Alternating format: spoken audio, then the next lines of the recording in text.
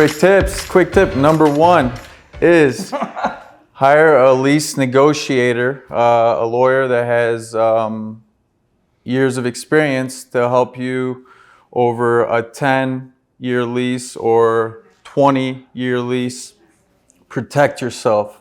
This is your baby. If you're spending $10,000 a month over 10 years, that's $1.2 million that you're investing into just being in the space. And landlords do not have your best interest. This guy will connect you to the right people. He's been through tons of lease negotiations, and he's given me so many tips as to how to protect myself. And so thank you. Your landlord's not your tip number one. Your landlord's not your buddy. Yes. Tip number two. Great signage. Great signage. Wow. Wow. It is super big, super bright. The city actually requires you can't have more signage than they actually, I don't even know. I don't know how they, basically the city will determine how much square footage of signage you are allowed on your unit, and you have to go to the city to get those plans and approvals. So before even signing the lease, you might want to see what you're allowed to have in terms of signage. Yeah. From here, there's a busy road down there. You'll see outside his practice, and there's a golf course behind us. So they won't let him have a lit up sign facing the golf course, but they will let him have it on the east side and on the north side. So what did he do? He maxed out that signage. And tips on the signage. What word is the biggest word on the signage? Dental. What color is the signage? White.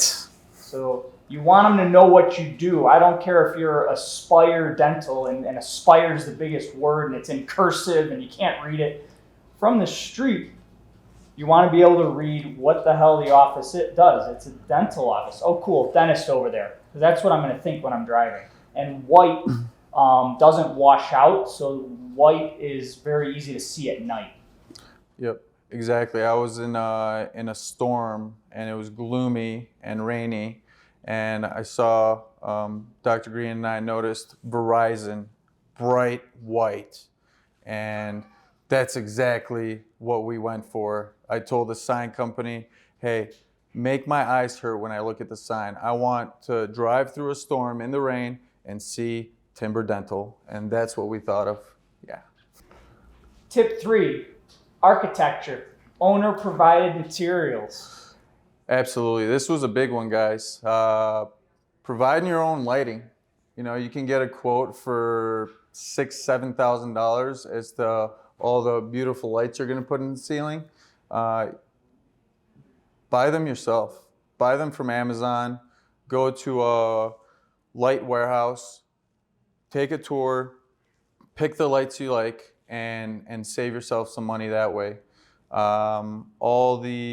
For example, the coffee station.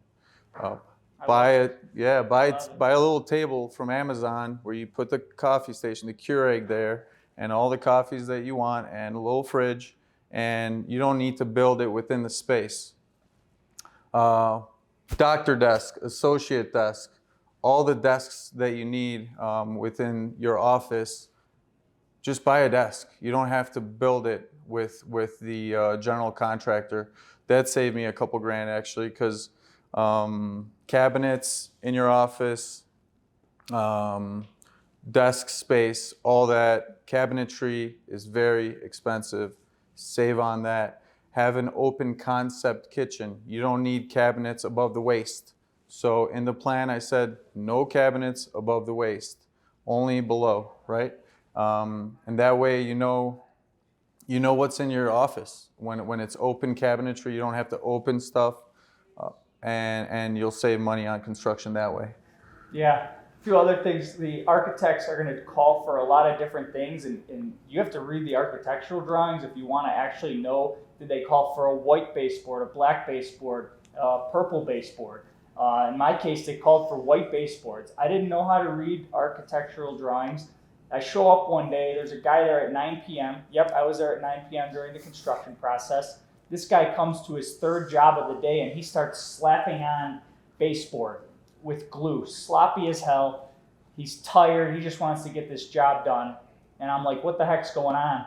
They had to replace all these baseboards, and then I still have it, and now it's white, it's dirty, it's ugly looking. So I said to Dr. Andrei, I said, whatever you do, go with the darkest color baseboards you can. And he took that to heart, and this looks great. They're black baseboards. So when you think of your doctor stool or a hygienist stool, the wheels banging on that white baseboard, it's going to get dirty real quick.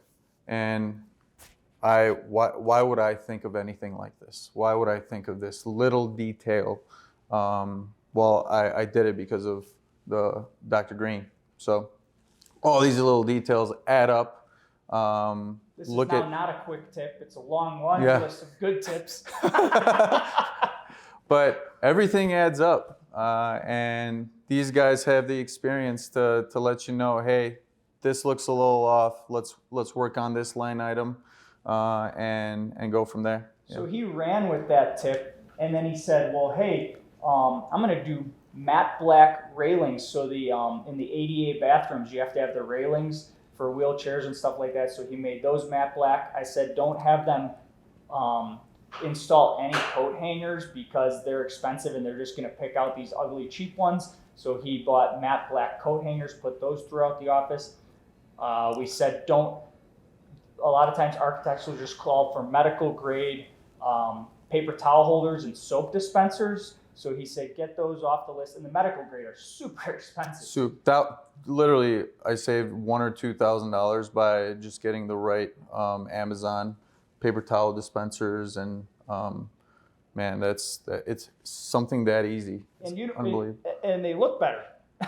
They do look better. They don't look sterile and ugly. So there's a bunch of other tips that you'll see in our documents and videos like that will make your office look nicer, and actually it's cheaper and you're more proud of it in the end. Quick tip number 4 is pick the right location.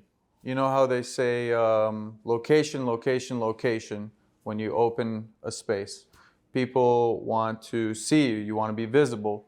You want to worry about dentist to population ratio.